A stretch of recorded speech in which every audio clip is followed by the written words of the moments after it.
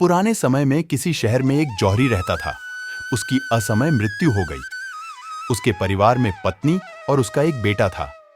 जौहरी की मृत्यु के बाद उनके परिवार में पैसों की कमी आ गई। एक दिन मां ने अपने बेटे को हीरों का हार दिया और कहा कि इसे अपने चाचा की दुकान पर बेच दो, इससे जो पैसा मिलेगा वह हमारे काम आएगा।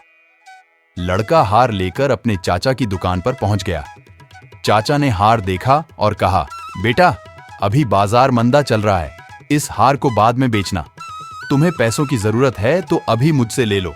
तुम चाहो तो मेरी दुकान पर काम भी कर सकते हो। लड़के ने चाचा की बात मान ली और अगले दिन से लड़का अपने चाचा की दुकान पर काम करने लगा। समय के साथ वह लड़का भी हीरों की अच्छी परख करने लगा था। वह असली और नकली हीरे को तुरंत ही पहचान लेता था। एक दिन उसके चाचा ने कहा, अभी बाजार बहुत अच्छा चल रहा है, तुम अपना हीरों का हार बेच सकते हो। लड़का अपनी मां से वह हार लेकर दुकान आ गया और चाचा को दे दिया।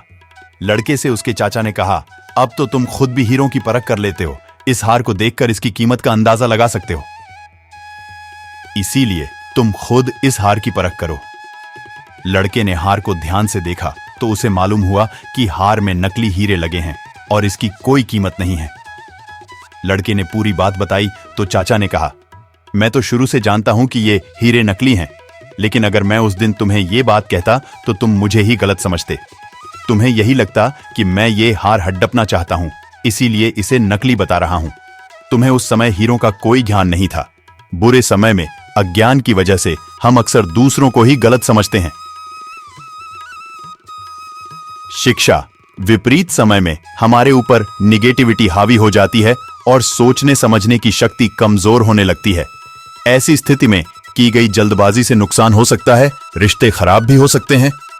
इसीलिए बुरे समय में धैर्य से काम लेना चाहिए।